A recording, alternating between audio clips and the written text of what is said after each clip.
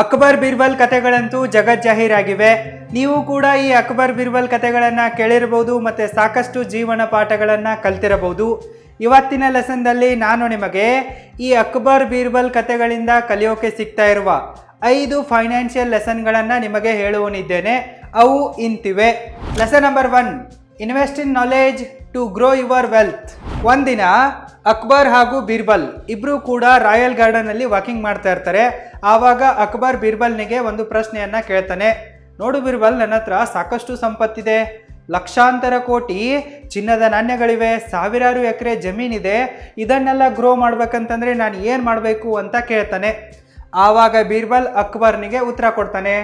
ನೋಡಿ ಮಹಾಪ್ರಭುಗಳೇ, ನೀವೇನಾದರೂ ನಿಮ್ಮ ಸಂಪತ್ತನ್ನು ಗ್ರೋ ಮಾಡಬೇಕಂತಂದರೆ ಮೊದಲು ನಿಮ್ಮ ವಿಸ್ಡಮ್ನ ಮೇಲೆ, ಬುದ್ಧಿವಂತಿಕೆಯ ಮೇಲೆ ಸ್ವಲ್ಪ ಹಣವನ್ನು ಇನ್ವೆಸ್ಟ್ ಮಾಡಿ ಅಂತ ಹೇಳ್ತಾನೆ. ಇದನ್ನು ಕೇಳಿದ ನಂತರ ಅಕ್ಬರ್ನಿಗೆ ಸ್ವಲ್ಪ ಆಶ್ಚರ್ಯ ಆಗಿಬಿಡುತ್ತೆ. ಅದೇಗೆ ಬೀರ್ಬಲ್, ಎಲ್ಲರೂ ಹೇಳ್ತಾರೆ ಸಂಪತ್ತನ್ನು ಕೂಡಿಡಿ, ಬಚ್ಚಿಡಿ, ಸಂಗ್ರಹಣೆ ಮಾಡಿಡಿ ಅಂಥೇಳಿ, ಆದರೆ ನೀನು ಬುದ್ಧಿವಂತಿಕೆ ಮೇಲೆ ಖರ್ಚು ಮಾಡೋಕ್ಕೆ ಹೇಳ್ತಾ ಇರುವಲ್ಲ, ಅದೇಗೆ ಅನ್ನೋ ಒಂದು ಶಂಕೆಯನ್ನು ವ್ಯಕ್ತಪಡಿಸ್ತಾನೆ. ಆವಾಗ ಬೀರ್ಬಲ್ ಅಕ್ಬರ್ನನ್ನು ಸಮೀಪದ ಒಂದು ಹಳ್ಳಿಗೆ ಕರ್ಕೊಂಡು ಹೋಗಿ ಆ ಹಳ್ಳಿಯ ದೃಶ್ಯವನ್ನು ತೋರಿಸ್ತಾನೆ. ನೋಡಿ ಮಹಾಪ್ರಭುಗಳೇ, ಕಳೆದ ವರ್ಷ ಈ ಹಳ್ಳಿ ಬಡತನದಲ್ಲಿತ್ತು, ದಾರಿದ್ರ್ಯದಲ್ಲಿತ್ತು, ಇಲ್ಲೇನೂ ಬೆಳೀತಾ ಇರಲಿಲ್ಲ. ನೀವು ಸ್ವಲ್ಪ ದೊಡ್ಡ ಮನಸ್ಸು ಮಾಡಿ ನಿಮ್ಮ ದುಡ್ಡನ್ನು ಈ ಹಳ್ಳಿಯ ಮೇಲೆ ಇನ್ವೆಸ್ಟ್ ಮಾಡಿದ್ರಿ. ಇವತ್ತು ನೋಡಿ ಈ ಹಳ್ಳಿ ಎಷ್ಟು ಸಮೃದ್ಧವಾಗಿದೆ, ಹಳ್ಳಿಯ ಜನ ಎಷ್ಟು ಖುಷಿಯಿಂದ ತಮ್ಮ ಗದ್ದೆಗಳಲ್ಲಿ ಬೆಳೆಯನ್ನು ಬೆಳೀತಾ ಇದ್ದಾರೆ, ಇವರ ಹೊಟ್ಟೆ ಇದರಿಂದ ತುಂಬ್ತಾ ಇದೆ, ಜೊತೆಗೆ ಇವರ ಮಕ್ಕಳು ಮರದ ಕೆಳಗಡೆ ಕುತ್ಕೊಂಡ್ಬಿಟ್ಟು ಓದ್ತಾ ಇದ್ದಾರೆ. ಇಲ್ಲಿ ಎಷ್ಟೊಂದು ಸಂತೋಷ ಕ್ರಿಯೇಟ್ ಆಗಿದೆ. ಇದೇ ನಿಜವಾದ ವೆಲ್ತ್ ಆಗಿದೆ. ಸೊ ನೀವು ಸ್ವಲ್ಪ ಬುದ್ಧಿವಂತಿಕೆಯಿಂದ ಈ ಹಳ್ಳಿಯ ಮೇಲೆ ಇನ್ವೆಸ್ಟ್ ಮಾಡಿದ್ದಕ್ಕೆ ಇಲ್ಲಿ ಇವತ್ತು ಸಮೃದ್ಧಿ ಕಾಣಿಸ್ತಾ ಇದೆ. ಈ ರೈತರನ್ನು ನೋಡಿ, ಈ ರೈತರು ತಮ್ಮ ಹತ್ರ ಇರುವ ಬೀಜಗಳನ್ನು ಮನೆಯಲ್ಲಿಟ್ಟರೆ ಅದು ಬೆಳೆ ಆಗಲ್ಲ. ಬೀಜಗಳು ಹುಳ ಹಿಡಿದುಬಿಟ್ಟು ಸರ್ವನಾಶ ಆಗಿ ಹೋಗ್ಬಿಡ್ತವೆ. ರೈತರು ತಮ್ಮ ಹತ್ರ ಇರುವ ಬೀಜಗಳನ್ನು ತಮ್ಮ ಗದ್ದೆಗಳಲ್ಲಿ ಬಿತ್ತಾರೆ, ಉಳುಮೆ ಮಾಡ್ತಾರೆ. ಅದಕ್ಕಾಗಿಯೇ ಒಂದು ಬೀಜ ಇದ್ದಿದ್ದು ನೂರಾರು ಸಾವಿರಾರು ಬೀಜಗಳಾಗಿ ಬೆಳೆಯುತ್ತೆ.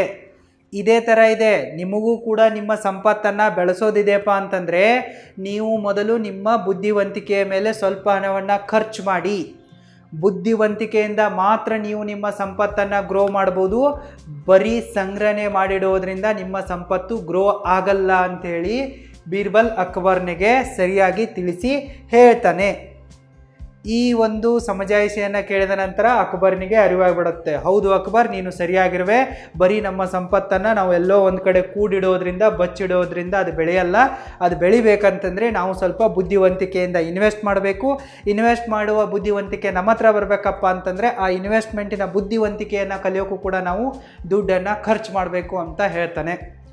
ಈ ಕಥೆಯಿಂದ ನಮಗೇನು ಕಲಿಯೋಕ್ಕೆ ಸಿಗತ್ತಪ್ಪ ಅಂತಂದರೆ ನಾವು ನಮ್ಮ ಹತ್ರ ಇರುವ ಹಣವನ್ನು ಬ್ಯಾಂಕಲ್ಲಿಟ್ಟು ಕೊಳೆಸಬಾರ್ದು. ಅದನ್ನು ಸರಿಯಾಗಿ ಇನ್ವೆಸ್ಟ್ಮೆಂಟ್ ಮಾಡಬೇಕು. ಮತ್ತು ನಾಲೆಜನ್ನು ಗೇನ್ ಮಾಡುವುದಕ್ಕಾಗಿ ನಾವು ಸ್ವಲ್ಪ ದುಡ್ಡನ್ನು ಖರ್ಚು ಮಾಡಬೇಕು. ಸ್ಕಿಲ್ಗಳನ್ನು ಕೂಡ ಕಲಿಬೇಕು. ನಿಮಗೇನಾದರೂ ಇನ್ವೆಸ್ಟ್ಮೆಂಟಿನ ನಾಲೆಜನ್ನು ತಿಳಿದುಕೊಳ್ಬೇಕು, ಕಲಿಬೇಕು ಅನ್ನೋ ಆಸೆ ಇದ್ದರೆ ನೀವು ನನ್ನ ಚಾನಲ್ನ ಪ್ಲೇಲಿಸ್ಟಿಗೆ ಹೋಗಿ, ಅಲ್ಲಿ 100 ಡೇಸ್ ಲೈಫ್ ಚೇಂಜಿಂಗ್ ಕೋರ್ಸ್ ಅಂತೇಳಿ ಒಂದು ಪ್ಲೇಲಿಸ್ಟ್ ಇದೆ, ಅದನ್ನು ನೋಡಿ ಗೊತ್ತಾಗುತ್ತೆ. ನೀವು ನಿಮ್ಮ ವೆಲ್ತನ್ನು ಗ್ರೋ ಮಾಡುವುದಕ್ಕಾಗಿ ಮೊದಲು ನಿಮ್ಮ ನಾಲೆಜ್ನ ಮೇಲೆ ಇನ್ವೆಸ್ಟ್ ಮಾಡಿ. ನಿಮ್ಮ ಹತ್ರ ನಾಲೆಜೇ ಇಲ್ಲಪ್ಪ ಅಂತಂದರೆ ನೀವು ದುಡ್ಡನ್ನು ಸಂಪಾದನೆ ಮಾಡೋಕ್ಕೂ ಕೂಡ ಆಗಲ್ಲ, ಸೇವ್ ಮಾಡೋಕ್ಕೂ ಕೂಡ ಆಗಲ್ಲ, ಅದನ್ನು ಇನ್ವೆಸ್ಟ್ಮೆಂಟ್ ಮಾಡಿ ಗ್ರೋ ಮಾಡೋಕ್ಕೂ ಕೂಡ ಆಗಲ್ಲ ಅನ್ನೋದು ನಮಗೆ ಈ ಕಥೆಯಿಂದ ತಿಳಿದು ಬರುತ್ತೆ. Lesson number 2, test before trusting. Akbar ಬಾದ್ಶಾನಿಗೆ ಒಂದು ದೊಡ್ಡ ಪ್ರಾಜೆಕ್ಟನ್ನು ಮಾಡೋದಿರುತ್ತೆ. ಅದಕ್ಕಾಗಿ ಅವನಿಗೆ ಓರ್ವ ನಂಬಿಕಸ್ಥ, ಪ್ರಾಮಾಣಿಕ, ದಕ್ಷ ಅಧಿಕಾರಿಯ ಅವಶ್ಯಕತೆ ಇರುತ್ತೆ. ಇದನ್ನು ಆತ ಆಸ್ಥಾನದಲ್ಲಿ ಬಂದು ಹೇಳ್ತಾನೆ. ಆವಾಗ ಎಲ್ಲ ಅಧಿಕಾರಿಗಳು ನಾನು ನಿಷ್ಠಾವಂತನಾಗಿರುವೆ, ನಾನು ದಕ್ಷನಾಗಿರುವೆ, ನನ್ನನ್ನು ಸೆಲೆಕ್ಟ್ ಮಾಡಿ ಅಂತೇಳಿ ಕೂಗಾಡೋಕೆ ಶುರು ಮಾಡಿಬಿಡ್ತಾರೆ. ಅವರ ಮುಖಗಳನ್ನು ನೋಡಿ ಅಕ್ಬರ್ನಿಗೆ ಇವ್ರು ಯಾರೂ ನಂಬಿಕಸ್ಥರಲ್ಲ ಅನ್ನೋದು ಗೊತ್ತಾಗ್ಬಿಡುತ್ತೆ. ಅಷ್ಟರಲ್ಲಿ ಆಸ್ಥಾನಕ್ಕೆ ಬೀರ್ಬಲ್ನ ಎಂಟ್ರಿ ಆಗುತ್ತೆ. ಅಕ್ಬರ್ ಈ ಕೆಲಸವನ್ನು ಬೀರ್ಬಲ್ನಿಗೆ ಕೊಡ್ತಾನೆ. ನೋಡು ಬೀರ್ಬಲ್, ನಾನೊಂದು ದೊಡ್ಡ ಪ್ರಾಜೆಕ್ಟನ್ನು ಮಾಡೋನಿದ್ದೇನೆ, ಇದರಲ್ಲಿ ಸಿಕ್ಕಾಪಟ್ಟೆ ದುಡ್ಡು ಖರ್ಚಾಗೋದಿದೆ, ನನಗೆ ಓರ್ವ ನಂಬಿಕಸ್ಥ, ಪ್ರಾಮಾಣಿಕ ಹಾಗೂ ದಕ್ಷ ಅಧಿಕಾರಿ ಬೇಕಾಗಿದ್ದಾನೆ, ಹೇಗೆ ಹುಡುಕೋದು ಅಂತ ಕೇಳ್ತಾನೆ. ಆವಾಗ ಬೀರ್ಬಲ್ ಮುಗುಳ್ನಗೆಯನ್ನು ಬೀರುತ್ತಾ ಹೇಳ್ತಾನೆ, ಇದು ತುಂಬಾ ಸಿಂಪಲ್ ಆಗಿದೆ ಮಹಾಪ್ರಭು, ಡೋಂಟ್ ವರಿ, ನನಗೆ ಒಂದಿನ ಟೈಮ್ ಕೊಡಿ, ನಾನು ನಿಮಗೆ ಹುಡುಕಿ ಕೊಡುವೆ ಅಂತ ಹೇಳ್ತಾನೆ. ಇಷ್ಟಾದ ನಂತರ ಮರುದಿನ ಬೀರ್ಬಲ್ ಆಸ್ಥಾನಕ್ಕೆ ಬರ್ತಾನೆ. ಬರುವಾಗ 10 ದೊಡ್ಡ ಮಡಿಕೆಗಳನ್ನು ತಗೊಂಡು ಬರ್ತಾನೆ. ಆ ಎಲ್ಲ ಮಡಿಕೆಗಳಲ್ಲಿ ಸಮನಾದ ಪ್ರಮಾಣದಲ್ಲಿ ಮಣ್ಣನ್ನು ತುಂಬಿಕೊಂಡು ತಂದಿರ್ತಾನೆ. ಸೊ ಈ ಮಡಿಕೆಗಳನ್ನು ಈ ಆಸ್ಥಾನದ ಅಧಿಕಾರಿಗಳನ್ನು ಕರೆದು ಒಬ್ಬೊಬ್ಬರಿಗೆ ಒಂದೊಂದು ಮಡಿಕೆಗಳನ್ನು ಕೊಡ್ತಾನೆ. ಅದಾದ ನಂತರ ಅವರಿಗೆ ಬೀಜಗಳನ್ನು ಕೊಟ್ಟು ಹೇಳ್ತಾನೆ, ಈ ಬೀಜಗಳು ನಮ್ಮ ರಾಜ ಉದ್ಯಾನವನದಲ್ಲಿ ಇರುವ ಹೂವಿನ ಗಿಡಗಳ ಬೀಜಗಳಾಗಿವೆ. ಇವುಗಳನ್ನು ನೀವು ನಾನು ಕೊಟ್ಟ ಮಡಿಕೆಯಲ್ಲಿ ಹಾಕಿ ಬೆಳೆಸೋದಿದೆ.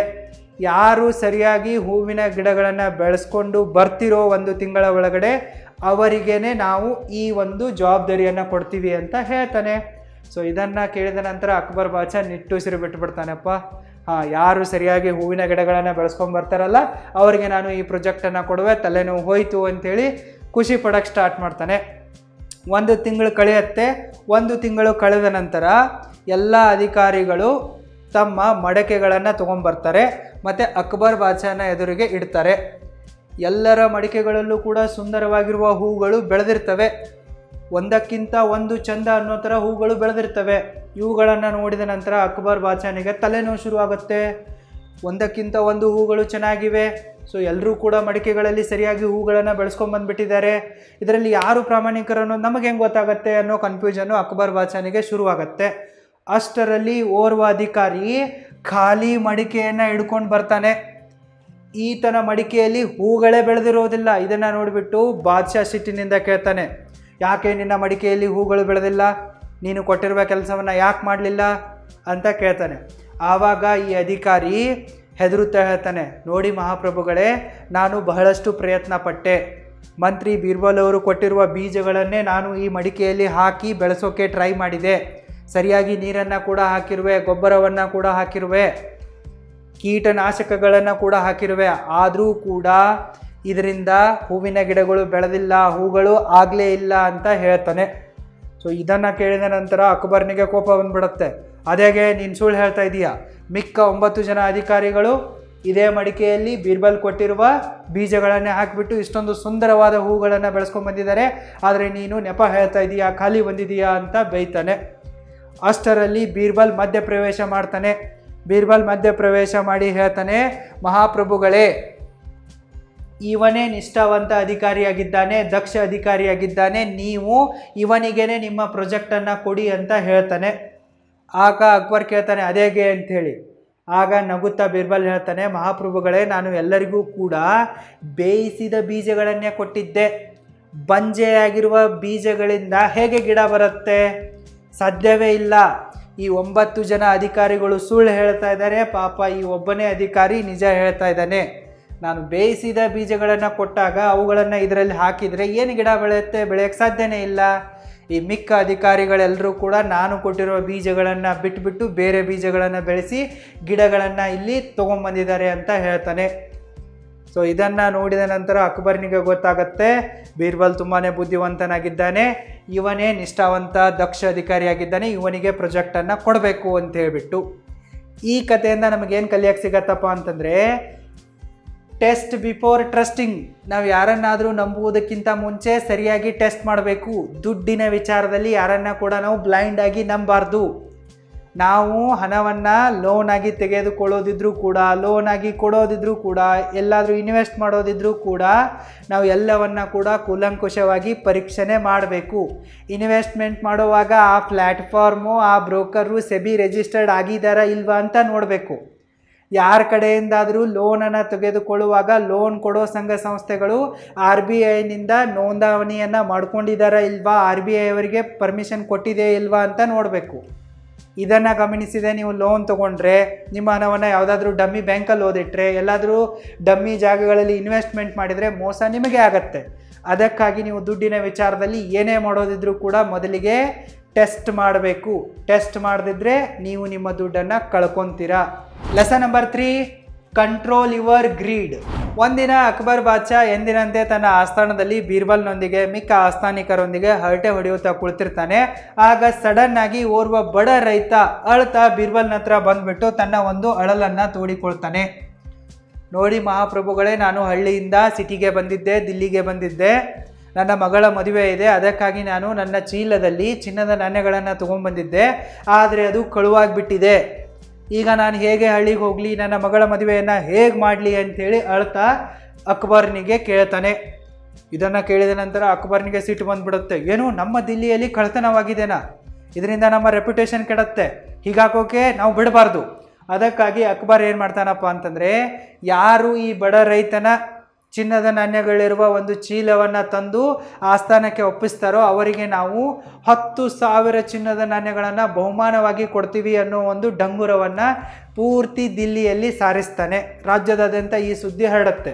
ಒಂದು ವಾರದ ನಂತರ ಓರ್ವ ಶ್ರೀಮಂತ ವ್ಯಾಪಾರಿ ಒಂದು ಚೀಲವನ್ನು ತಗೊಂಡು ಬರ್ತಾನೆ. ತಗೊಂಡು ಬಂದುಬಿಟ್ಟು ಅಕ್ಬರ್ನಿಗೆ ಒಪ್ಪಿಸ್ತಾನೆ. ನೋಡಿ ಮಹಾಪ್ರಭುಗಳೇ, ನನಗೊಂದು ಚಿನ್ನದ ನಾಣ್ಯದ ಚೀಲ ಸಿಕ್ಕಿದೆ, ಯಾರೋ ನನ್ನ ಅಂಗಡಿ ಹತ್ರ ಬಿಟ್ಟೋಗಿದ್ರು, ಇದು ರೈತನದ್ದೇ ಇರ್ಬೋದು ಅಂಥೇಳಿ ನಾನು ನಿಮಗೆ ತಂದು ಒಪ್ಪಿಸ್ತಾ ಇರುವೆ ಅಂಥೇಳಿ ಅಕ್ಬರ್ನಿಗೆ ತೋರಿಸಿ ಆಸ್ಥಾನಕ್ಕೆ ಒಪ್ಪಿಸ್ತಾನೆ. ಸೊ ಇದನ್ನು ನೋಡಿದ ನಂತರ ರೈತ ಅಂತಾನೆ, ಇದು ನಂದೇ ಚೀಲ ಇದೆ ಅಂಥೇಳಿ. ಸೊ ಅಕ್ಬರ್ ಆ ಚೀಲವನ್ನು ಈ ಬಡ ರೈತನಿಗೆ ಕೊಡ್ತಾನೆ. ಕೊಟ್ಟ ನಂತರ ಈ ಶ್ರೀಮಂತ ವ್ಯಾಪಾರಿ ಶುರು ಮಾಡ್ತಾನೆ, ನೋಡಿ ಮಹಾಪ್ರಭುಗಳೇ, ನಾನು ಎಷ್ಟು ಪ್ರಾಮಾಣಿಕವಾಗಿರುವೆ. ಸೊ ನಾನು ಈ ಚಿನ್ನದ ನಾಣ್ಯಗಳಿರುವ ಚೀಲವನ್ನು ತಂದು ಈ ಬಡ ರೈತನಿಗೆ ಒಪ್ಪಿಸಿರುವೆ, ಆಸ್ಥಾನಕ್ಕೆ ಒಪ್ಪಿಸಿರುವೆ, ಬಹುಮಾನವನ್ನು ನೀವು ನನಗೆ ಕೊಡಲೇಬೇಕು ಅಂಥೇಳಿ ಹೇಳ್ತಾನೆ. ಆಗ ಅಕ್ಬರ್ ಬಾದ್ಶಾ, ಹೌದು, ನೀನು ಪ್ರಾಮಾಣಿಕನಾಗಿರುವೆ, ನಿನಗೆ 10,000 ಚಿನ್ನದ ನಾಣ್ಯಗಳನ್ನು ಬಹುಮಾನವಾಗಿ ನೀಡಲಾಗತ್ತೆ, ಡೋಂಟ್ ವರಿ ಅಂತ ಹೇಳ್ತಾನೆ. ಅಷ್ಟರಲ್ಲಿ ಈ ರೈತ ಈ ಚಿನ್ನದ ವ್ಯಾಪಾರಿ ಕೊಟ್ಟ ತನ್ನ ಚೀಲವನ್ನು ತೊಗೊಂಡ್ಬಿಟ್ಟು ಚಿನ್ನದ ನಾಣ್ಯಗಳನ್ನು ಎಣಿಸ್ತಾನೆ. ಎಣಿಸಿದಾಗ ಗೊತ್ತಾಗತ್ತೆ ಇದರಲ್ಲಿ ಬರೀ 80 ಚಿನ್ನದ ನಾಣ್ಯಗಳಿವೆ. ಆಗ ಈ ಬಡ ರೈತ ಹೇಳ್ತಾನೆ, ನೋಡಿ ಮಹಾಪ್ರಭುಗಳೇ, ನನ್ನ ಈ ಚೀಲದಲ್ಲಿ 100 ಚಿನ್ನದ ನಾಣ್ಯಗಳಿದ್ವು, ಆದರೆ ಸದ್ಯಕ್ಕೆ 80 ಚಿನ್ನದ ನಾಣ್ಯಗಳಷ್ಟೇ ಇವೆ, 20 ಚಿನ್ನದ ನಾಣ್ಯಗಳು ಅದರಲ್ಲಿ ಇಲ್ಲ ಅಂತ ಹೇಳ್ತಾನೆ. ಸೊ ಇದನ್ನು ಈ ರೀತಿ ಕೇಳಿದ ನಂತರ ಬೀರ್ಬಲನಿಗೆ ಅನಿಸುತ್ತೆ, ನೋಡಿ ಮಹಾಪ್ರಭುಗಳೇ, ಇವನ ಚೀಲದಲ್ಲಿ 100 ಚಿನ್ನದ ನಾಣ್ಯಗಳಿದ್ವು, ಆದರೆ ಇವನು ಕೊಟ್ಟಿರುವ ಚಿನ್ನದ ನಾಣ್ಯಗಳು 80 ಇವೆ. ಸೊ ಇಲ್ಲೇನಾಗಿರ್ಬೋದು, ಇದು ಬೇರೆ ಯಾರದ್ದು ಚೀಲ ಇರಬಹುದು, ಈ ಚಿನ್ನದ ವ್ಯಾಪಾರಿ ಮಿಸ್ಟೇಕ್ ಮಾಡಿಕೊಂಡು ತಂದು ಕೊಟ್ಟಿರ್ಬೋದು ಅಂತಾನೆ. ಸೊ ಅದಕ್ಕಾಗಿ ಇವನ ಬಹುಮಾನವನ್ನು ಕ್ಯಾನ್ಸಲ್ ಮಾಡಿ ಅಂತ ಬೀರ್ಬಲ್ ಹೇಳ್ತಾನೆ. ಸೊ ಇದನ್ನು ಕೇಳಿದ ನಂತರ ಈ ಚಿನ್ನದ ವ್ಯಾಪಾರಿಗೆ ಏನು ಮಾಡೋದು ಅಂತ ಗೊತ್ತಾಗಲ್ಲ. ಶ್ರೀಮಂತ ವ್ಯಾಪಾರಿಗೆ ಏನು ಮಾಡೋದು ಅನ್ನೋ ಚಿಂತೆ ಶುರುವಾಗಿಬಿಡುತ್ತೆ. ಆವಾಗ ಆತ ಏನು ಮಾಡ್ತಾನೆ, ನಾನೊಂದು ಸರ್ತಿ ಎನಿಸುವೆ ಕೊಡಿ ಅಂಥೇಳಿ ಈ ರೈತನ ಕಡೆಯಿಂದ ಆ ಚೀಲವನ್ನು ತೊಗೊತಾನೆ. ತೊಗೊಂಡ್ಬಿಟ್ಟು ಎನಿಸೋ ನೆಪದಲ್ಲಿ ತನ್ನ ಜೇಬಿನಲ್ಲಿ ಬಚ್ಚಿಟ್ಟ ಚಿನ್ನದ ನಾಣ್ಯಗಳನ್ನು ಮತ್ತೆ ಅದರಲ್ಲಿ ಹಾಕ್ತಾನೆ. ಮತ್ತೆ ಅದರಲ್ಲಿ ಹಾಕಿಬಿಟ್ಟು ಈಗ ಎಣಿಸಿ ಅಂತೇಳಿ ಕೊಡ್ತಾನೆ. ರೈತ ಮತ್ತೊಮ್ಮೆ ಎಣಿಸ್ತಾನೆ, ಅದರಲ್ಲಿ 100 ಚಿನ್ನದ ನಾಣ್ಯಗಳು ಸಿಗ್ತವೆ. ಸೊ ಈ ಶ್ರೀಮಂತ ವ್ಯಾಪಾರಿ ಆ ಚೀಲದಲ್ಲಿ ಎನಿಸೋ ನೆಪದಲ್ಲಿ ಚಿನ್ನದ ನಾಣ್ಯಗಳನ್ನು ಎಕ್ಸ್ಟ್ರಾ ಮತ್ತೆ ಸೇರಿಸೋದನ್ನು ಬೀರ್ಬಲ್ ನೋಡಿರ್ತಾನೆ. ಸೊ ಆವಾಗ ಬೀರ್ಬಲ್ ಆಸ್ಥಾನದಲ್ಲಿ ಖಡಾಖಂಡಿತವಾಗಿ ಹೇಳ್ತಾನೆ, ಮಹಾಪ್ರಭುಗಳೇ, ಈ ಶ್ರೀಮಂತ ಚಿನ್ನದ ವ್ಯಾಪಾರಿ ನಂಬಿಕಸ್ಥನಲ್ಲ. ಈತ ಚಿನ್ನದ ನಾಣ್ಯಗಳ ದುರಾಸೆಯಿಂದ ಮೊದಲಿಗೆ ಇದರಲ್ಲಿರುವ 20 ನಾಣ್ಯಗಳನ್ನು ತನ್ನ ಹತ್ರ ಇಟ್ಕೊಂಡಿದ್ದ. ನೀವು ಇವನಿಗೆ 10,000 ಚಿನ್ನದ ನಾಣ್ಯಗಳನ್ನು ಬಹುಮಾನವಾಗಿ ಕೊಡ್ತೀರಿ ಅನ್ನೋ ಆಸೆಯಿಂದಲೇ ತಂದು ಕೊಟ್ಟಿದ್ದಾನೆ, ಈತ ಪ್ರಾಮಾಣಿಕನಲ್ಲ ಅಂತ ಹೇಳ್ತಾನೆ. ಸೊ ಅವನ ತಪ್ಪು ಒಪ್ಕೊತಾನೆ ಅವನು. ಸೊ ಒಪ್ಪಿಕೊಂಡ ನಂತರ ಇವನ ಬಹುಮಾನ ಕ್ಯಾನ್ಸಲ್ ಆಗಿಬಿಡತ್ತೆ. ಬಡ ರೈತನಿಗೆ ತನ್ನ ಚಿನ್ನದ ನಾಣ್ಯಗಳ ಚೀಲ ಸಿಗತ್ತೆ, ಅವನು ತೊಗೊಂಡು ಮನೆಗೆ ಹೋಗ್ತಾನೆ. ಇದರಿಂದ ನಮಗೇನು ಕಲಿಯಕ್ಕೆ ಸಿಗತ್ತಪ್ಪ ಅಂತಂದರೆ, ಗ್ರೀಡ್, ಲಾಲಚ್, ದುರಾಸೆ ಅನ್ನೋದು ನಮ್ಮ ನಿಯತ್ತನ್ನು ಹಾಳು ಮಾಡುತ್ತೆ. ನಾವು ದುಡ್ಡಿನ ವಿಚಾರದಲ್ಲಿ ಬಹಳಷ್ಟು ಗ್ರೀಡಿಗಳಾದರೆ ನಾವು ಕಳ್ಕೊತೀವಿ. ಉದಾಹರಣೆಗಾಗಿ ಈ ಕಥೆಯಲ್ಲಿ ಬರುವ ಶ್ರೀಮಂತ ವ್ಯಾಪಾರಿ 20 ನಾಣ್ಯಗಳಿಗಾಗಿ 10,000 ಚಿನ್ನದ ನಾಣ್ಯಗಳ ಬಹುಮಾನವನ್ನು ಕಳ್ಕೊತಾನೆ. ಇವನಿಗೆ ಚೀಲ ಸಿಕ್ಕಿತ್ತು, ಪ್ರಾಮಾಣಿಕವಾಗಿ ಇದ್ದಂಗೆ ಕೊಟ್ಟಿದ್ರೆ ಇವನಿಗೆ 10,000 ಚಿನ್ನದ ನಾಣ್ಯಗಳು ಸಿಗ್ತಾ ಇದ್ವು.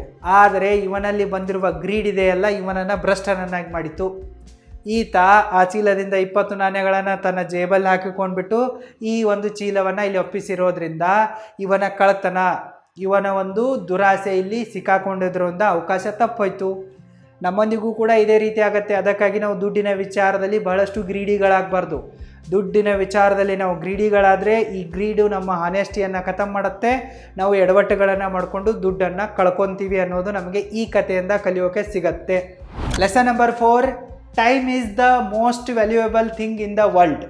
ಒಂದಿನ ಎಂದಿನಂತೆ ಅಕ್ಬರ್ ಬಾದ್ಶಾ ತನ್ನ ಆಸ್ಥಾನದಲ್ಲಿ ಕುಳಿತು ಹರಟೆ ಹೊಡಿತಾ ಇರ್ತಾನೆ. ಆವಾಗ ಆತ ತನ್ನ ಎಲ್ಲ ಆಸ್ಥಾನಿಗರಿಗೆ ಒಂದು ಪ್ರಶ್ನೆಯನ್ನು ಕೇಳ್ತಾನೆ. ಈ ಜಗತ್ತಿನಲ್ಲಿರುವ ಮೋಸ್ಟ್ ವ್ಯಾಲ್ಯೂಯೇಬಲ್ ಆಗಿರುವ ವಸ್ತು ಯಾವುದು ಅಂತ ಕೇಳ್ತಾನೆ. ಆವಾಗ ಆಸ್ಥಾನಿಕರು ಒಂದೊಂದಾಗಿ ಅಕ್ಬರ್ನಿಗೆ ಉತ್ತರ ಕೊಡೋಕೆ ಶುರು ಮಾಡ್ತಾರೆ. ಒಬ್ಬ ಹೇಳ್ತಾನೆ, ಮಹಾಪ್ರಭುಗಳೇ, ಬಂಗಾರ ಅತ್ಯಂತ ಬೆಲೆ ಬಾಳುವ ವಸ್ತುವಾಗಿದೆ, ಇದನ್ನು ಹೆಣ್ಮಕ್ಕಳೆಲ್ಲ ಇಷ್ಟಪಡ್ತಾರೆ, ಎಲ್ಲ ರಾಣಿಯರು ಇಷ್ಟಪಡ್ತಾರೆ. ಬಂಗಾರದಿಂದ ನೀವು ಆಭರಣಗಳನ್ನು ಮಾಡಿಬಿಟ್ಟು ರಾಣಿಯರಿಗೆ ಕೊಡ್ಬೋದು, ಅವರನ್ನು ಇಂಪ್ರೆಸ್ ಮಾಡ್ಬೋದು. ಅದಕ್ಕಾಗಿ ಜಗತ್ತಿನಲ್ಲಿರುವ ಮೋಸ್ಟ್ ವ್ಯಾಲ್ಯೂಯಬಲ್ ವಸ್ತು ಬಂಗಾರ ಹಾಗೂ ಜ್ಯುವೆಲರಿಗಳಾಗಿವೆ ಅಂತ ಹೇಳ್ತಾನೆ. ಸೊ ಇದನ್ನು ಕೇಳಿದ ನಂತರ ಅಕ್ಬರ್ ಬಾದ್ಶಾನಿಗೆ ಇದೇನು ಅಷ್ಟು ಸಮಂಜಸವಾದ ಉತ್ತರ ಅಲ್ಲ ಅಂತ ಅನಿಸುತ್ತೆ. ನೆಕ್ಸ್ಟ್ ಮತ್ತೆ ಯಾರಾದರೂ ಹೇಳ್ತೀರಾ ಅಂತ ಕೇಳಿದಾಗ ಮತ್ತೊಬ್ಬ ಹೇಳ್ತಾನೆ, ಮಹಾಪ್ರಭುಗಳೇ, ಭೂಮಿ ಜಗತ್ತಿನಲ್ಲಿರುವ ಮೋಸ್ಟ್ ವ್ಯಾಲ್ಯೂಯಬಲ್ ವಸ್ತುವಾಗಿದೆ. ನಮ್ಮ ಹತ್ರ ಭೂಮಿ ಇದ್ದರೆ ಅದರಲ್ಲಿ ನಾವು ಬೇಕಾದ ಬೆಳೆಯನ್ನು ಬೆಳಿಬೋದು, ಹೊಟ್ಟೆಗೆ ಆಹಾರವನ್ನು ಸಂಪಾದನೆ ಮಾಡ್ಕೋಬೋದು ಅಂತ ಹೇಳ್ತಾನೆ. ಇದನ್ನು ಕೇಳಿದ ನಂತರ ಇದೇನು ಅಷ್ಟು ಮೋಸ್ಟ್ ವ್ಯಾಲ್ಯೂಯಬಲ್ ವಸ್ತು ಅಂತ ಅನಿಸಲ್ಲ ಅವನಿಗೆ.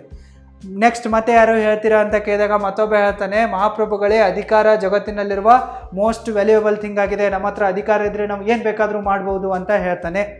ಇದಕ್ಕೂ ಕೂಡ ಅಕ್ಬರ್ ಸಂತುಷ್ಟನಾಗಲ್ಲ. ಮತ್ತೆ ಯಾರಾದರೂ ಹೇಳ್ತೀರಾ ಅಂತ ಕೇಳಿದಾಗ ಮತ್ತೊಬ್ಬ ಹೇಳ್ತಾನೆ, ನಾಲೆಜ್ ಜಗತ್ತಿನಲ್ಲಿರುವ ಅತ್ಯಂತ ವ್ಯಾಲ್ಯೂಯಬಲ್ ವಸ್ತುವಾಗಿದೆ ಅಂತ ಹೇಳ್ತಾನೆ. ಸರಿ ಇದೆ, ಬಟ್ ಇದು ವ್ಯಾಲ್ಯೂಯಬಲ್ ಆಗಿದೆ, ಆದರೆ ಅಷ್ಟೇನೂ ವ್ಯಾಲ್ಯೂಯಬಲ್ ಅಲ್ಲ, ಇದು ಅತ್ಯಂತ ವ್ಯಾಲ್ಯೂಯಬಲ್ ಅಲ್ಲ ಅಂತ ಹೇಳ್ತಾನೆ.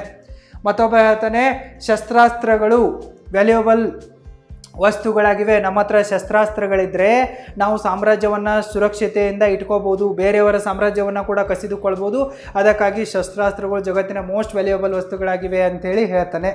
ಸೊ ಇದಕ್ಕೂ ಕೂಡ ಅಕ್ಬರ್ ಸಮ್ಮತಿಯನ್ನು ಕೊಡಲ್ಲ.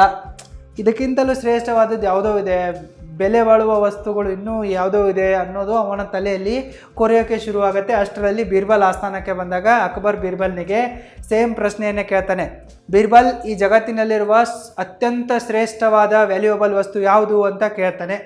ಆಗ ಬೀರ್ಬಲ್ ಒಂದು ಕ್ಷಣವೂ ಕೂಡ ಯೋಚನೆ ಮಾಡದೆ ಸಮಯ ಮಹಾಪ್ರಭುಗಳೇ ಅನ್ನೋ ಉತ್ತರವನ್ನು ಕೊಡ್ತಾನೆ. Time is the most valuable thing in the world ಅಂತ ಹೇಳಿಬಿಡ್ತಾನೆ. ಅಕ್ಬರ್ ಆಗ ಬೀರ್ಬಲ್ನಿಗೆ ಅದೇಗೆ ಅಂತ ಕೇಳ್ತಾನೆ. ಆವಾಗ ಬೀರ್ಬಲ್ ಉತ್ತರ ಕೊಡೋಕ್ಕೆ ಶುರು ಮಾಡ್ತಾನೆ, ಮಹಾಪ್ರಭುಗಳೇ, ನೀವು ಒಂದು ಸರ್ತಿ ದುಡ್ಡನ್ನು ಕಳೆದುಕೊಂಡ್ರೆ ದುಡ್ಡನ್ನು ಸಂಪಾದನೆ ಮಾಡ್ಬೋದು, ಆದರೆ ಟೈಮನ್ನು ನಾವು ಸಂಪಾದನೆ ಮಾಡೋಕ್ಕೆ ಬರಲ್ಲ, ಸೃಷ್ಟಿ ಮಾಡೋಕ್ಕೆ ಬರಲ್ಲ, ಕ್ರಿಯೇಟ್ ಮಾಡೋಕ್ಕೆ ಬರಲ್ಲ. ಒಂದು ಸರ್ತಿ ಸಮಯ ಕಳೆದು ಹೋಯ್ತಪ್ಪ ಅಂತಂದರೆ ಅದು ಹೋಯ್ತು, ಅದನ್ನು ನಾವು ಮತ್ತೆ ಮರಳಿ ಪಡೆದುಕೊಳ್ಳೋಕ್ಕಾಗಲ್ಲ. ನಾವಿಲ್ಲಿ ಬಂಗಾರವನ್ನು ಕಳ್ಕೊಂಡ್ರೆ ಮತ್ತೆ ಮರಳಿ ಪಡೆದುಕೊಳ್ಳಬಹುದು, ಭೂಮಿಯನ್ನು ಪವರನ್ನು ಕಳ್ಕೊಂಡ್ರೆ ಮತ್ತೆ ಮರಳಿ ಪಡೆದುಕೊಳ್ಳಬಹುದು, ನಾಲೆಜ್ ಇರದಿದ್ದರೆ ನಾವು ನಾಲೆಜನ್ನು ಸಂಪಾದನೆ ಮಾಡಬಹುದು, ಶಸ್ತ್ರಾಸ್ತ್ರಗಳನ್ನು ಕೂಡ ಖರೀದಿಸಬಹುದು, ಆದರೆ ನಾವು ಟೈಮನ್ನು ಖರೀದಿಸೋಕ್ಕಾಗಲ್ಲ, ಸಂಪಾದನೆ ಮಾಡೋಕ್ಕಾಗಲ್ಲ. ಒಂದು ಸರ್ತಿ ಸಮಯ ಕಳೆದೋಯ್ತಪ್ಪ ಅಂತಂದರೆ ಹೋಯ್ತು, ಅದು ಮತ್ತೆ ಮರಳಿ ಬರಲ್ಲ. ಈ ಟೈಮ್ ಅನ್ನೋದು ಯಾರಿಗಾಗಿಯೂ ಕೂಡ ಒಂದು ಕ್ಷಣವೂ ಕೂಡ ಕಾಯಲ್ಲ, ಅದು ತನ್ನ ಪಾಡಿಗೆ ಹೋಗ್ತಾನೆ ಇರುತ್ತೆ. ಅದಕ್ಕಾಗಿ ಈ ಟೈಮ್ ಅನ್ನೋದು ಜಗತ್ತಿನಲ್ಲಿರುವ ಮೋಸ್ಟ್ ವ್ಯಾಲ್ಯೂಯಬಲ್ ವಸ್ತು ಆಗಿದೆ ಅಂತ ಹೇಳ್ತಾನೆ. ಸೊ ಬೀರ್ಬಲ್ನ ಉತ್ತರವನ್ನು ಕೇಳಿಬಿಟ್ಟು ಅಕ್ಬರ್ ಖುಷಿಯಾಗಿ ಅವನಿಗೆ ಬಹುಮಾನವನ್ನು ಕೊಡ್ತಾನೆ. ಈ ಕಥೆಯಿಂದ ನಮಗೇನು ಕಲಿಯೋಕ್ಕೆ ಸಿಗತ್ತಪ್ಪ ಅಂತಂದರೆ, ಟೈಮ್ ಅನ್ನೋದು ಮೋಸ್ಟ್ ವ್ಯಾಲ್ಯೂಯಬಲ್ ಥಿಂಗ್ ಆಗಿದೆ. ನಾವು ಸಮಯಕ್ಕೆ ಬೆಲೆ ಕೊಟ್ಟರೆ ಮಾತ್ರ ನಮಗೆ ಬೆಲೆ ಸಿಗತ್ತೆ. ನಮ್ಮ ಸಕ್ಸಸ್ಸಿಗೆ, ನಮ್ಮ ರಿಚ್ನೆಸ್ಸಿಗೆ, ನಮ್ಮ ಫೇಮ್ಗೆ, ನೇಮ್ಗೆ, ಪವರ್ಗೆ, ಎಲ್ಲದಕ್ಕೂ ಕೂಡ, ರಿಲೇಷನ್ಶಿಪ್ಗಳಿಗೂ ಕೂಡ ಟೈಮ್ ಅನ್ನೋದು ಫೌಂಡೇಶನ್ ಆಗಿದೆ.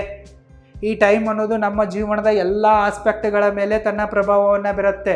ಹೆಲ್ತ್ ಆಗಿರಲಿ, ವೆಲ್ತ್ ಆಗಿರಲಿ, ರಿಲೇಷನ್ಶಿಪ್ ಆಗಿರಲಿ, ಪ್ರೊಫೆಷನ್ ಆಗಿರಲಿ, ಬಿಸ್ನೆಸ್ ಆಗಿರಲಿ, ಏನು ಬೇಕಾದರೂ ಆಗಿರಲಿ, ಎಲ್ಲದಕ್ಕೂ ಕೂಡ ಟೈಮ್ ಬೇಕೇ ಬೇಕಾಗತ್ತೆ. ಯಾರು ತಮ್ಮ ಟೈಮನ್ನು ಸರಿಯಾಗಿ ಬೆಳೆಸಿಕೊಳ್ತಾರೋ ಅವರೇ ಜಗತ್ತಿನ ಅತ್ಯಂತ ಶ್ರೀಮಂತ ವ್ಯಕ್ತಿಯಾಗಿದ್ದಾರೆ. ಯಾಕಪ್ಪ ಅಂತಂದರೆ ಅವರ ಹತ್ರ ಜಗತ್ತಿನ ಮೋಸ್ಟ್ ವ್ಯಾಲ್ಯೂಯಬಲ್ ಥಿಂಗ್ ಇರುತ್ತೆ ಅನ್ನೋದು ನಮಗೆ ಈ ಕಥೆಯಿಂದ ಕಲಿಯೋಕ್ಕೆ ಸಿಗತ್ತೆ. ನಿಮಗೇನಾದರೂ ಈ ಅಕ್ಬರ್ ಬೀರ್ಬಲ್ ಕಥೆಯಿಂದ ಸಮಯದ ಮಹತ್ವ ಗೊತ್ತಾಗಿದ್ದರೆ ನೀವು ಸಮಯವನ್ನು ಸರಿಯಾಗಿ ಮ್ಯಾನೇಜ್ ಮಾಡೋದನ್ನು ಕಲೀರಿ. ಅದಕ್ಕಾಗಿ ಈಗಲೇ ನೀವು roaringbusinesschool.comಗೆ ವಿಸಿಟ್ ಮಾಡಿ ಮತ್ತು ನಮ್ಮ ಆನ್ಲೈನ್ ಅಲ್ಟಿಮೇಟ್ ಟೈಮ್ ಮ್ಯಾನೇಜ್ಮೆಂಟ್ ಕೋರ್ಸಿಗೆ ಎನ್ರೋಲ್ ಆಗಿ. ಲಿಂಕ್ ಈ ವಿಡಿಯೋದ ಡಿಸ್ಕ್ರಿಪ್ಷನ್ ಬಾಕ್ಸಲ್ಲೂ ಕೂಡ ಇದೆ, ಚೆಕ್ ಮಾಡಿ. Lesson number 5 and last, be prepared for life's curve balls. ದಿನ ಕಳೆದಂತೆ ಬೀರ್ಬಲ್ನ ಖ್ಯಾತಿ ವಿಶ್ವದಾದ್ಯಂತ ಹಬ್ಬೋಕ್ಕೆ ಶುರುವಾಗಿರುತ್ತೆ. ಬೀರ್ಬಲ್ ತುಂಬಾ ಬುದ್ಧಿವಂತನಾಗಿದ್ದಾನೆ, ಪ್ರತಿಭಾಶಾಲಿಯಾಗಿದ್ದಾನೆ ಅನ್ನೋ ಮಾತು 8 ದಿಕ್ಕುಗಳಲ್ಲೂ ಕೂಡ ಹರಡಿರುತ್ತೆ. ಸೊ ಇದನ್ನು ಆಸ್ಥಾನದಲ್ಲಿರುವ ಬಹಳಷ್ಟು ಜನರಿಗೆ ಸಹಿಸೋಕ್ಕಾಗಲ್ಲ. ಅವರೆಲ್ಲರೂ ಕೂಡ ಅಕ್ಬರ್ ಬಾದ್ಶಾನ ಹತ್ರ ಫಿಟ್ಟಿಂಗ್ ಇಡ್ತಾರೆ. ನೋಡಿ ಮಹಾಪ್ರಭುಗಳೇ, ಈ ಬೀರ್ಬಲ್ ತುಂಬಾ ಕೈಮೀರಿ ಹೋಗ್ತಾ ಇದ್ದಾನೆ, ನಿಮಗೂ ಕೂಡ ಈತ ಸರಿಯಾಗಿ ಗೌರವವನ್ನು ಕೊಡಲ್ಲ, ತನ್ನ ಮನಸ್ಸಿಗೆ ಬಂದಂತೆ ಮಾಡ್ತಾ ಇದ್ದಾನೆ ಅನ್ನೋದನ್ನೆಲ್ಲ ಕತೆ ಕಟ್ಟಿಬಿಟ್ಟು ಅಕ್ಬರ್ನ ತಲೆಯಲ್ಲಿ ತುಂಬ್ತಾನೆ. ಅಕ್ಬರ್ ಇದನ್ನು ಸ್ವಲ್ಪ ಸಮಯಕ್ಕೆ ನಿಜ ಅಂತಲೂ ಕೂಡ ನಂಬ್ತಾನೆ. ಸೊ ಈ ಬೀರ್ಬಲ್ನನ್ನು ಏನಾದರೂ ಮಾಡಿ ತಗಲಾಕ್ಸ್ಬೇಕು ಅಂತೇಳಿ ಆಸ್ಥಾನಿಕರು ಅಕ್ಬರ್ನನ್ನು ಬೀರ್ಬಲ್ನ ಮೇಲೆ ಎತ್ತಿ ಕಟ್ಟಿಬಿಡ್ತಾರೆ. ಈ ವಿಚಾರ ಬೀರ್ಬಲ್ನಿಗೂ ಕೂಡ ಗೊತ್ತಾಗತ್ತೆ, ಯಾಕಂದರೆ ಆತ ಬುದ್ಧಿವಂತನಾಗಿರ್ತಾನೆ. ಮುಂದೆ ನನಗೇನೋ ಅಪಾಯ ಬರೋದಿದೆ ಅನ್ನೋದನ್ನು ಆತ ಮೊದಲೇ ಅಂದಾಜಿಸಿಬಿಟ್ಟು ಸರಿಯಾದ ತಯಾರಿಗಳನ್ನು ಮಾಡ್ಕೊಂಡಿರ್ತಾನೆ. ಆತ ತಯಾರಿ ಮಾಡ್ಕೊಂಡಿರೋದ್ರಿಂದ ಫುಲ್ಲಿ ಕಾನ್ಫಿಡೆಂಟ್ ಆಗಿರ್ತಾನೆ. ಒಂದಿನ ಆತ ಎಂದಿನಂತೆ ಆಸ್ಥಾನಕ್ಕೆ ಹೋಗ್ತಾನೆ. ಆಸ್ಥಾನಕ್ಕೆ ಹೋಗ್ತಾ ಇದ್ದಂತೆ ಅಕ್ಬರ್ ಅವನಿಗೆ ಒಂದು ಪ್ರಶ್ನೆಯನ್ನು ಕೇಳ್ತಾನೆ. ಬೀರ್ಬಲ್, ನೀನು ಬುದ್ಧಿವಂತನಾಗಿದ್ದೀಯಾ ಅನ್ನೋದು ಎಲ್ಲ ಕಡೆ ಹಬ್ತಾ ಇದೆ. ನಾನು ನಿನಗೆ ಒಂದು ಪ್ರಶ್ನೆಯನ್ನು ಕೇಳುವೆ, ನೀನೇನಾದರೂ ಸರಿಯಾಗಿ ಉತ್ತರವನ್ನು ಕೊಡದೇ ಇದ್ದರೆ ನಿನಗೆ ಶಿಕ್ಷೆಯನ್ನು ವಿಧಿಸಲಾಗುವುದು ಅನ್ನೋ ಒಂದು ಎಚ್ಚರಿಕೆಯನ್ನು ಕೂಡ ಕೊಡ್ತಾನೆ. ಆಗ ಬೀರ್ಬಲ್ ನಗುತ್ತಾ, ಕೇಳಿ ಮಹಾಪ್ರಭುಗಳೇ, ಅದೇನು ಪ್ರಶ್ನೆ ಇದೆ ಅಂತ ಹೇಳ್ತಾನೆ. ಆಗ ಅಕ್ಬರ್ ಬೀರ್ಬಲ್ನಿಗೆ ಕೇಳ್ತಾನೆ, ನಮ್ಮ ರಾಜ್ಯದಲ್ಲಿ ಟೋಟಲ್ ಆಗಿ ಎಷ್ಟು ಕಾಗೆಗಳಿವೆ ಅಂತ ಪ್ರಶ್ನೆ ಕೇಳ್ತಾನೆ. ಈ ಪ್ರಶ್ನೆಗಳನ್ನು ಕೇಳಿದ ನಂತರ ಬೀರ್ಬಲ್ ನಗಕ್ಕೆ ಶುರು ಮಾಡಿಬಿಡ್ತಾನೆ. ಆಗ ಅಕ್ಬರ್ ಕೇಳ್ತಾನೆ, ಯಾಕೆ ನಗ್ತಾ ಇರುವೆ ಅಂತೇಳಿ. ಬೀರ್ಬಲ್ ಅಂತಾನೆ, ಪ್ರಭುಗಳೇ, ಇದು ತುಂಬಾ ಸಿಂಪಲ್ ಆಗಿರುವ ಪ್ರಶ್ನೆಗಳಿದೆ, ಈ ಪ್ರಶ್ನೆಗೆ ನೀವೇ ಉತ್ತರ ಕೊಡ್ಬೋದಿತ್ತು, ನಿಮ್ಮ ಆಸ್ಥಾನದಲ್ಲಿರುವ ಎಲ್ಲ ಮಹಾಪಂಡಿತರು ಉತ್ತರ ಕೊಡ್ಬೋದಿತ್ತು, ಸೊ ನನ್ನಂಥ ದಡ್ಡನಿಗೆ ನೀವು ಕೇಳ್ತಾ ಇದ್ದೀರಲ್ಲ ಅಂತ ಹೇಳ್ಬಿಡ್ತಾನೆ.